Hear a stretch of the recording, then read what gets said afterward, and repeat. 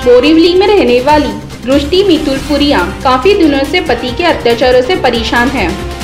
कुछ दिन पहले दृष्टि को एसिड फेंककर जान से मारने की धमकी फोन पर दी गई। इस मामले में दृष्टि ने अपने पति की शिकायत बोरीवली पुलिस थाने में की, लेकिन पुलिस प्रशासन ने कोई कार्यवाही नहीं की।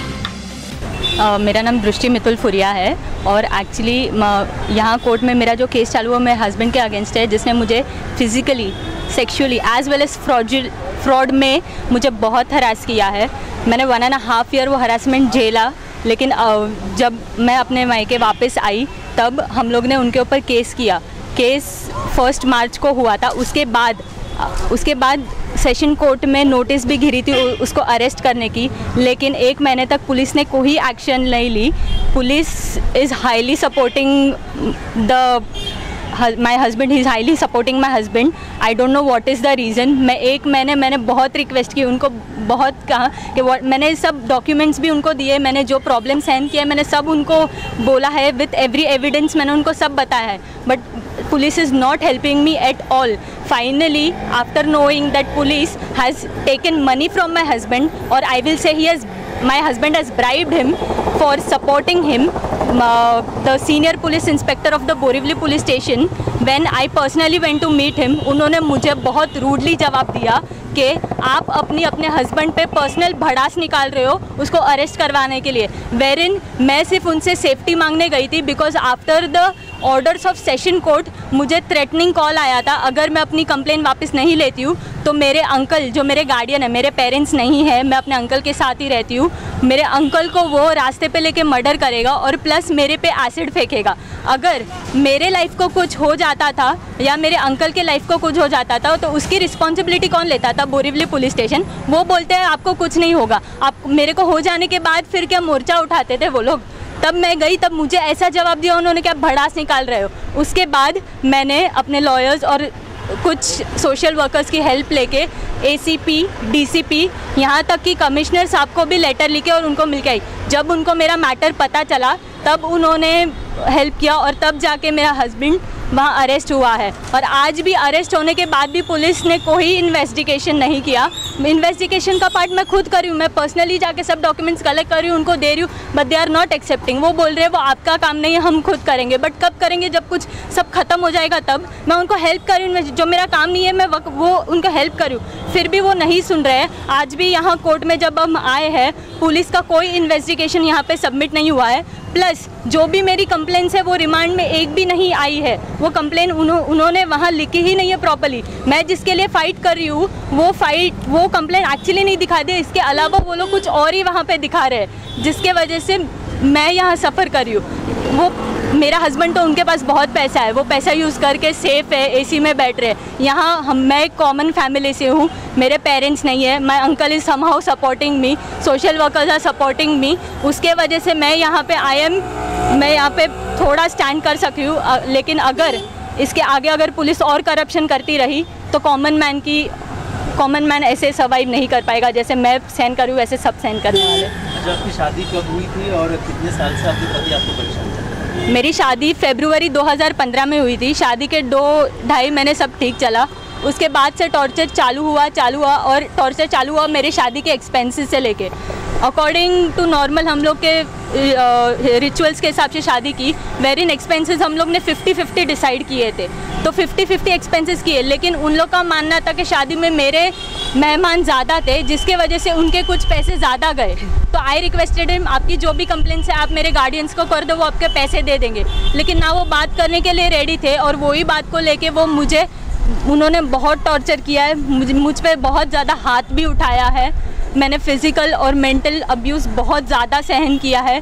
मेरा ये सिर विर सब फूट गया था। मैं लोकल डॉक्टर के पास वो लोग मुझे लेके गए, लेकिन मुझे झूठ बुलवाया उन्होंने कि झूठ बोलना वरना आप समाज में आपका नाम बहुत ख़राब होगा, ऐसे मुझे टॉर्चर किया है। मैंने झूठ बोला कि मैं बाथरूम में गिर के मुझे ये लगा है। मेरे पेरेंट्स के साथ मैंने 6 महीने बात नहीं की थी, क्योंकि उन लोग ने मेरा फ़ोन भी है मेरे पास, वो फ़ोन उन लोग ने फेंक के तोड़ दिया था। मैं कोर्ट को दिखाने लेके आई थी, ये है फ़ोन मेरा फेंक के तोड़ दिया था। और मेरा सिम कार्ड ससुर जी के डुअल सिम में डाल के यूज़ कर रही थी मैं। और जब भी मेरे पेरेंट्स से बात करनी थी मुझे स्पीकर पे बात करना है।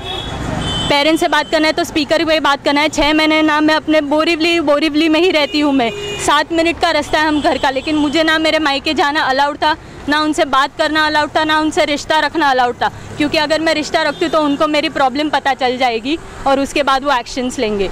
इसके लिए उन्होंने मुझे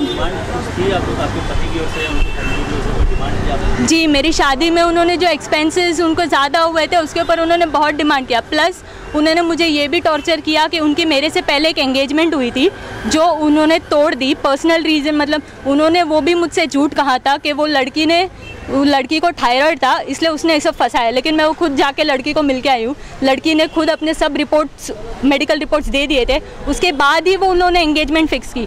लेकिन मितुल उनको बोल रहा था कि शादी के सारे एक्सपेंसेस और दहेज उनके साइड से आना ही चाहिए, प्लस शादी के बाद लड़की को मायके जाना अलाउड नहीं है। तो ये बात लड़की को कुछ पसंद नहीं आई और ड्यू टू दैट वो लोग का वहाँ पे ही एंगेजमेंट ख़त्म हो गया। तब लड़की ने बोला कि उन्होंने तभी भी उनसे डायमंड रिंग मांगी थी, बहुत हैवी डायमंड रिंग मांगी थी। उनका बजट बहुत कम था, लेकिन मितुल ने तभी भी बहुत हैवी डायमंड रिंग उनसे ले ली थी। और जबकि मैंने अपनी शादी नॉर्मल रीत से मेरे अंकल ने बहुत अच्छे से करवाई है, लेकिन हम लोग ने डायमंड रिंग नहीं दी थी एज डिसाइडेड। तो उसके ऊपर भी उन्होंने बोला कि पहली वाली लड़की ने बहुत हैवी वाली डायमंड रिंग दी थी, लेकिन आपके साइड से तो हमें कुछ नहीं मिला है। साइन करवाई थी शादी के बाद। मेरे लॉयर और सबने मुझे सजेस्ट किया, देखिए इसमें ये नोटरी फेक है, ना एड्रेस है और ये कोई थाने का एड्रेस है। मैं आज तक कभी थाना साइन करने नहीं गई है नोटरी के लिए। ये नोटरी क्यों बनवाई है, ये पावर ऑफ अटर्नी क्यों बनवाई है मुझे नहीं पता।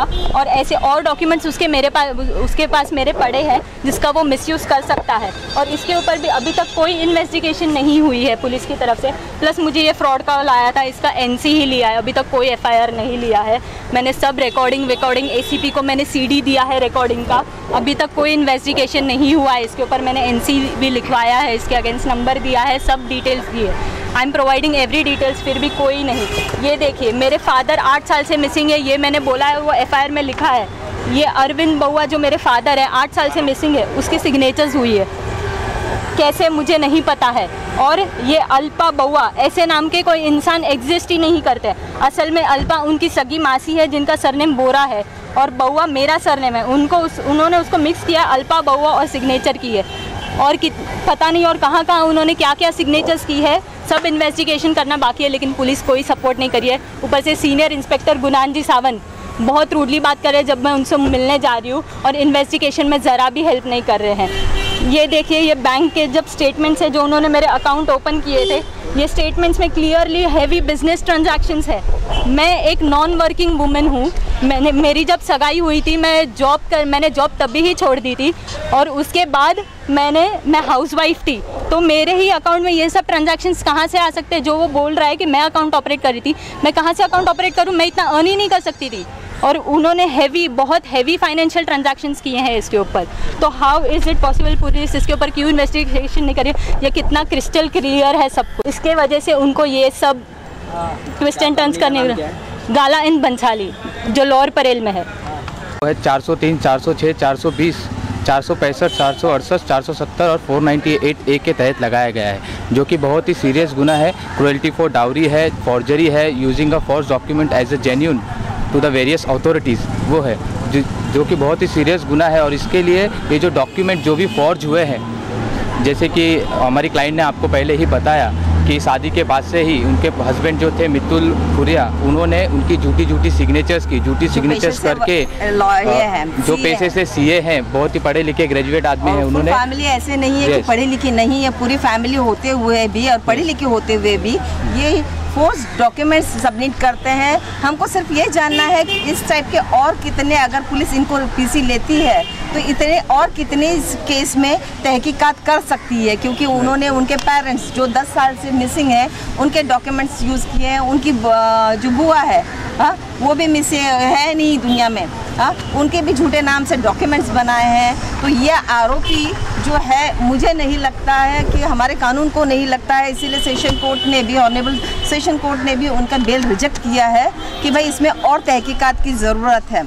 लेकिन पुलिस बाकी जो डॉक्यूमेंट्स है हम प्रोवाइड कर रहे हैं तो भी उसको कोर्ट के सामने प्रोड्यूस नहीं कर रही है। जो काम तो पुलिस को करना चाहिए था वो हम उन्हें प्रोवाइड कर रहे हैं। ये काम पुलिस का इन्वेस्टिगेशन करना है, सारी एक सिंगल पेज का आरे लेकर आते हैं बोले सिग्नेचर कॉपी हम लोग सिग्नेचर मैच कर रहे हैं, जबकि इसमें और बहुत सारे डॉक्यूमेंट्स हैं जो हमको प्रोवाइड कर रहे हैं। और इसी बात के लिए कोर्ट ने कल तक की पुलिस कस्टडी ग्रांट की है कि पुलिस को एक लास्ट चांस दिया है, मौका दिया है कि जो भी डॉक्यूमेंट्स है, जो भी, क्योंकि जो केस है हमारी क्लाइंट का वो इस डॉक्यूमेंट फोर्स डॉक्यूमेंट पे ही बेस्ड है। और सबसे बड़ी बात ये है उसमें ये होगा रिकवर, विक्टिम को ही थ्रेटनिंग के कॉल आ रहे हैं।